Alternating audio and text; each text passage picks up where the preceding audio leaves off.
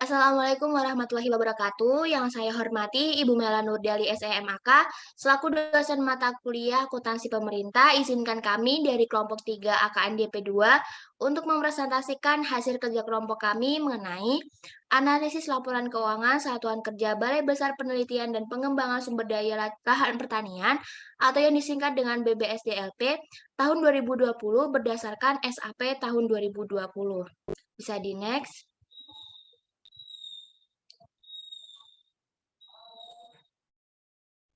Adapun anggota kelompok kami, yang pertama ada Ashanti Dwi dengan NIM J0314202335, ada Giska Indah Elviana Sari dengan NIM J0314201124, ada Nabila Atika Roma dengan NIM J0314201073, dan saya sendiri yaitu Siti Aminah Elhasma dengan NIM J0314201155.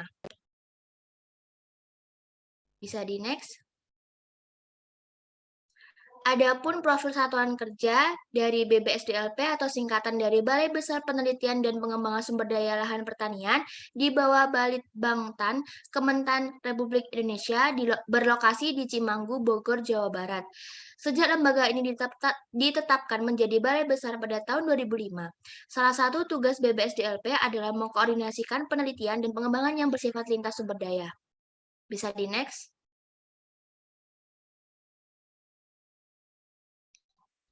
Adapun struktur organisasi dari BBSDLP, di mana pada saat kita wawancara itu bertemu dengan subkoordinator bagian keuangan dan perlengkapan yaitu Bapak Aris Dwi Saputra. Bisa di next.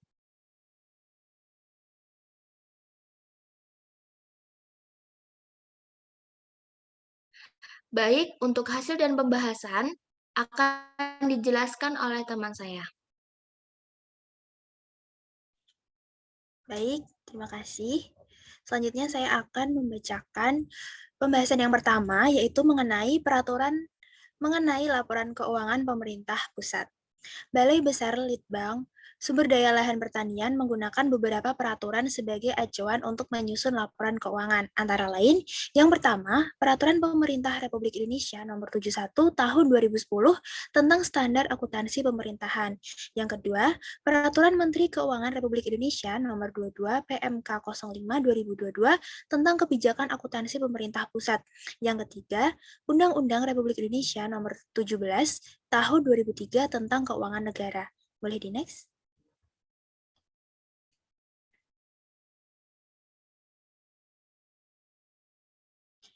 Yang kedua yaitu pengakuan laporan keuangan pemerintah. Berdasarkan SAP tahun 2020, basis akuntansi yang digunakan dalam laporan keuangan pemerintah adalah yang pertama, basis akrual untuk LO. Pendapatan diakui pada saat hak untuk memperoleh pendapatan telah terpenuhi walaupun kas belum diterima, dan beban diakui pada saat kewajiban yang mengakibatkan penurunan nilai kekayaan bersih telah terpenuhi walaupun kas belum dikeluarkan. Selanjutnya, basis kas untuk LRA. Pendapatan dan penerimaan pembiayaan diakui pada saat kas diterima, serta belanja, transfer, dan pengeluaran pembiayaan diakui pada saat kas dikeluarkan. Namun demikian, bila mana anggaran disusun dan dilaksanakan berdasarkan basis akrual, maka LRA disusun berdasarkan basis akrual. Yang ketiga, basis akrual untuk neraca. Aset, kewajiban, dan ekuitas diakui dan dicatat pada saat terjadinya transaksi atau pada saat kejadian atau Komite Standar Akuntansi Pemerintahan kondisi lingkungan berpengaruh pada keuangan pemerintah tanpa memperhatikan saat kas atau setara kas diterima atau dibayar. Bisa di next?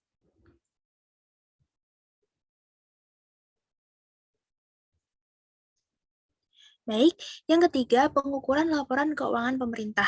Berdasarkan SAP tahun 2020, pengukuran adalah proses penetapan nilai uang untuk mengakui dan memasukkan setiap pos dalam laporan keuangan. Pengukuran pos-pos dalam laporan keuangan menggunakan nilai perolehan historis. Aset dicatat sebesar pengeluaran atau penggunaan sumber daya ekonomi atau sebesar nilai wajar dari imbalan yang diberikan untuk memperoleh aset tersebut. Kewajiban dicatat sebesar nilai wajar sumber daya ekonomi yang digunakan pemerintah untuk memenuhi kewajiban yang bersangkutan atau dicatat sebesar nilai nominal. Kemudian pengukuran pos-pos laporan keuangan menggunakan mata uang rupiah. Transaksi yang menggunakan mata uang asing dikonversi terlebih dahulu dan dinyatakan dalam mata uang rupiah. Bisa di next?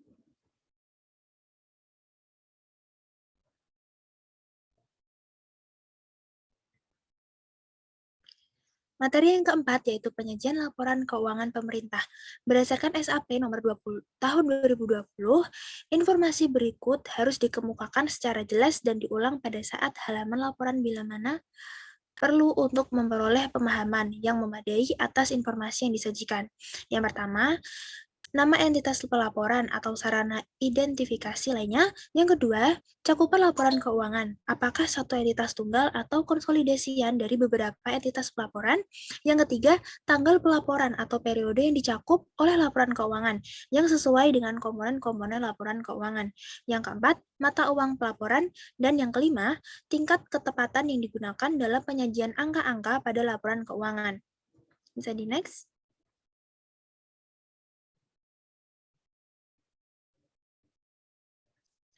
Materi yang kelima, pengungkapan laporan keuangan pemerintah. Berdasarkan SAP tahun 2020, pengungkapan laporan keuangan pemerintah akan bervariasi bergantung setiap akunnya. Beberapa contohnya antara lain, A. Persediaan dirinci lebih lanjut sesuai dengan standar yang mengatur akuntansi untuk persediaan. B. Aset tetap diklasifikasikan berdasarkan kelompok sesuai dengan standar yang mengatur tentang aset tetap. Pengungkapan kebijakan akuntansi harus mengidentifikasikan dan menjelaskan prinsip-prinsip akuntansi yang digunakan oleh entitas pelaporan dan metode-metode penerapannya, yang secara material mempengaruhi penyajian laporan realisasi anggaran, laporan perubahan saldo anggaran lebih, neraca, laporan operasional, laporan arus kas, dan perubahan ekuitas. Pengungkapan juga harus meliputi pertimbangan-pertimbangan penting yang diambil dalam memilih prinsip-prinsip yang sesuai. Bisa di next? Baik, untuk materi yang selanjutnya akan disampaikan oleh teman saya. Baik, terima kasih. Selanjutnya saya akan menjelaskan mengenai analisis laporan keuangan di BBSDLP tahun 2020. Yang pertama ada analisis laporan realisasi anggaran. Dalam penyajian laporan realisasi anggaran untuk periode yang berakhir sampai dengan tanggal 31 Desember 2019, BBSDLP disusun dan disajikan berdasarkan basis kas. Basis kas adalah basis akuntansi yang mengakui pengaruh transaksi atau peristiwa lainnya pada saat kas atau putaran kas diterima atau dibayar. Hal ini sesuai dengan standar akuntansi pemerintah atau SAP yang ditetapkan dalam Peraturan Pemerintah Nomor 71 Tahun 2010 tentang Standar Akuntansi Pemerintahan. Next. Berikut ini merupakan laporan realisasi anggaran Satuan Kerja BBSDLP. Laporan realisasi anggaran menggambarkan perbandingan antara anggaran dengan realisasinya, yang mencakup unsur-unsur pendapatan LRA dan belanja selama periode 1 Januari sampai dengan 31 Desember 2020. Realisasi pendapatan negara pada tahun 2020 adalah berupa pendapatan negara bukan pajak sebesar Rp638.067.302 atau mencapai 145,93% dari estimasi pendapatan LRA. Dari estimasi pendapatan LRA sebesar Rp437.250.000. Realisasi belanja negara pada tahun 2020 adalah sebesar Rp23.113.674.124 atau mencapai 97,92% dari alokasi anggaran sebesar Rp23.605.826.000. Next. Selanjutnya ada analisis laporan operasional. Laporan operasional ini menyajikan informasi mengenai seluruh kegiatan operasional keuangan, entitas akuntansi, dan entitas pelaporan yang tercerminkan dalam pendapatan LO, beban, dan surplus atau defisit operasional dari suatu kegiatan akuntansi dan entitas pelaporan yang penyajiannya disandingkan dengan periode sebelumnya. Jumlah pendapatan laporan operasional di BBSDLP pada tahun 2020 sebesar Rp532.889.602, sedangkan jumlah bebannya sebesar Rp25.288.917.264. sehingga terdapat defisit dari kegiatan operasional sebesar Rp24.056.027.662. Sedangkan dari kegiatan non-operasional terdapat surplus sebesar Rp171.095.000 sehingga entitas mengalami defisit LO sebesar Rp24.584.932.662. Next.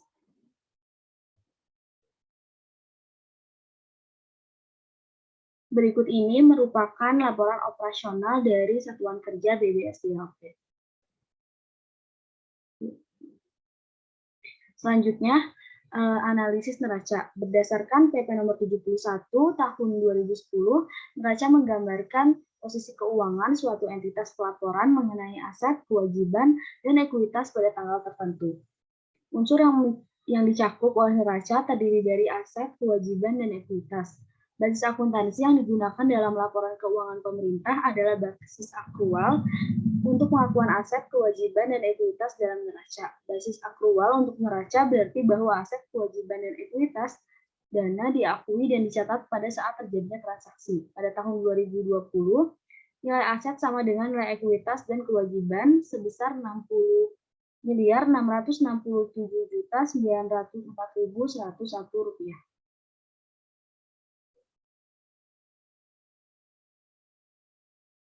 Berikut ini merupakan laporan dari neraca pada Satuan Kerja BBSDLP. Next. Untuk materi yang selanjutnya akan dijelaskan oleh rekan saya. Baik, selanjutnya saya akan menjelaskan mengenai penjurnalan pada BBSDLP tahun 2020.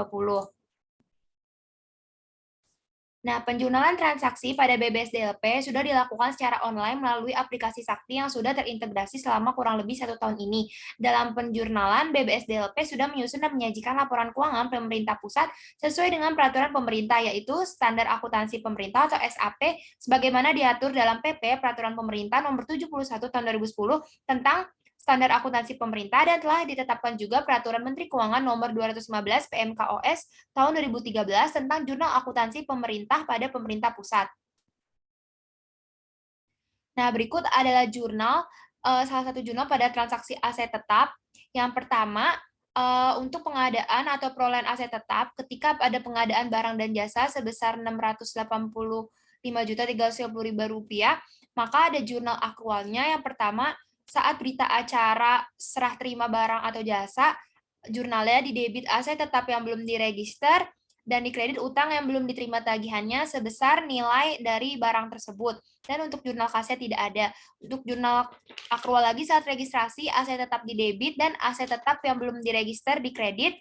Dan saat diterima resume tagihan, ada jurnal akrual, didebit utang yang belum diterima tagihannya, dan dikredit belanja modal yang masih harus dibayar. Sedangkan untuk penerbitan SP2D, ada jurnal akrual, yaitu didebit belanja modal yang masih harus dibayar, dan dikredit kas di bendahara pengeluaran.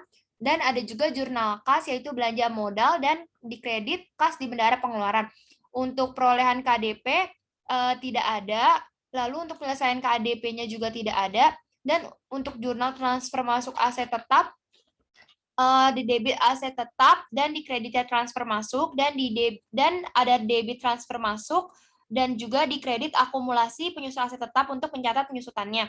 Dan untuk transfer keluar aset tetapnya pada tahun ini tidak ada. Dan ada juga jurnal untuk penghentian aset tetap dari penggunaannya, yaitu penyusutan dan amortisasi. Jurnalnya yang pertama, akumulasi penyusutan aset tetap didebit pada aset tetap dan aset lainnya atau aset lain-lain pada aset tetap. Pada akumulasi penyusutan aset lainnya. Selanjutnya, jurnal untuk penggunaan kembali aset tetap didebit akumulasi penyusutan aset lainnya pada aset lainnya dan dikredit, dan ada jurnal lagi didebit aset tetap pada akumulasi penyusutan aset tetap. Selanjutnya, tidak ada hibah dan rampasan pada tahun ini. Dan untuk mencatat penyusutan, maka beban penyusutan aset tetap didebit dan dikredit akumulasi penyusutan aset tetap. Dan pada tahun ini juga tidak ada penghapusan aset tetap. Selanjutnya ada jurnal untuk aset lainnya. Contohnya ada pengadaan aset tak berwujud berupa software komputer dan diestimasi memiliki masa manfaat 4 tahun namun belum dibayar. Maka jurnal akrualnya didebit aset tak berwujud yang belum diregister pada utang yang belum diterima tagihannya. Lalu untuk mencatat saat register aset tak berwujud pada aset tak terwujud yang belum diregister, dan saat lakukan pembayaran ada jurnal akrual utang yang belum diterima tagihannya dan pada ditagihkan ke entitas lain, dan jurnal kasnya belanja modal pada ditagihkan ke entitas lain. Dan untuk mencatat akumulasi amortisasi aset tak berwujudnya, beban amortisasi aset tak berwujud di debit dan di kreditnya aset tak berwujud. Selanjutnya ada jurnal untuk belanja dan beban. Yang pertama, ada beban atau belanja yang tidak menghasilkan persediaan. Contohnya belanja pegawai. Nah, ini jurnalnya di debit belanja pegawai dan di kredit belanja yang masih harus dibayar. Lalu belanja yang masih harus dibayar pada ditagihan ke entitas lain. Itu untuk jurnal akrual, dan untuk jurnal kasnya belanja pegawai pada ditagihkan ke entitas lain. Selanjutnya, beban atau belanja yang menghasilkan persediaan, misalnya melakukan pengadaan persediaan untuk keperluan penelitian. Jurnalnya di akrual, persediaan yang belum diregister pada utang yang masih harus dibayar. Lalu ada jurnal lagi, utang yang masih harus dibayar pada belanja yang masih harus dibayar. Lalu belanja yang masih harus dibayar dan ditagihkan ke entitas lain, dan ada jurnal di jurnal kasnya, belanja barang persediaan pada ditagihkan ke entitas lain. Lalu untuk mencatatnya lagi ada persediaan di debit pada persediaan yang belum diregister di kredit. Selanjutnya ada belanja modal, misalnya melakukan pengadaan mesin dan peralatan. Jurnal akrualnya di debit mesin dan peralatan yang belum diregister pada utang yang masih harus dibayar. Lalu utang yang masih harus dibayar pada belanja yang masih harus dibayar. Kemudian belanja yang masih harus dibayar pada ditagihan ke entitas lain. Dan ada jurnal kasnya belanja barang persediaan pada ditagihan ke entitas lain. Dan juga ada jurnal mesin dan peralatan pada mesin dan peralatan yang belum diregister. Selanjutnya ada jurnal untuk mencatat persediaan. Yang pertama, pengadaan atau perolehan persediaan, contohnya belanja persediaan. Jurnal akrualnya persediaan yang belum diregister pada utang yang masih harus dibayar. Lalu di debitnya ada lagi utang masih harus dibayar pada belanja yang masih harus dibayar. Dan persediaan pada persediaan belum diregister. Kemudian belanja yang masih harus dibayar pada ditagihan ke entitas lain, dan ada jurnal kasnya juga belanja barang persediaan pada ditagihan ke entitas lain. Lalu untuk mencatat pemakaian atau penggunaannya, maka beban persediaan pada persediaan. Baik, selanjutnya saya serahkan kembali ke moderator. Baik, terima kasih untuk terakhir yaitu kesimpulan. Dalam melaksanakan penganggaran, Balai Besar Litbang Sumber Daya Lahan Pertanian menggunakan peraturan pemerintah tentang standar akuntansi pemerintah atau SAP yang ditetapkan dengan peraturan pemerintah nomor 71 tahun 2010 sebagai pengganti peraturan pemerintah nomor 24 tahun 2005.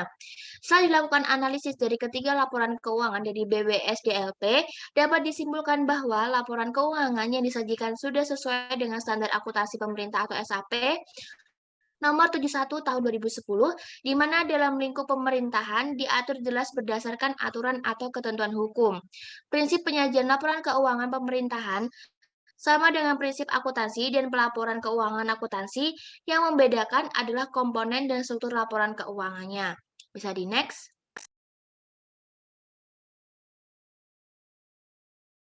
Lalu, ada saran dari kelompok kami, yaitu pada tahun anggaran berikutnya, sebaiknya BBSDLP tetap konsisten dalam menyajikan laporan keuangannya sesuai dengan standar akuntansi pemerintah yang berlaku, sehingga penyajian laporan keuangan yang disajikan lebih efektif dan dapat berguna bagi para pengguna laporan keuangan tersebut. Pada tahun anggaran berikutnya, kinerja BBSDLP dapat lebih baik dalam upaya untuk menjamin kondisi yang aman dan kondusif sehingga tuntutan masyarakat yang menghendaki transparansi akuntabilitas dan pemerintahan yang bebas dari KKN dan dapat terwujud.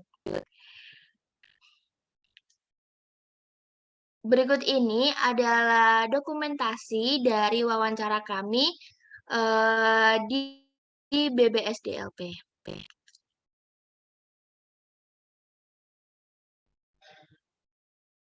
Sekian dari kelompok kami, kurang lebihnya mohon dimaafkan. Wassalamualaikum warahmatullahi wabarakatuh.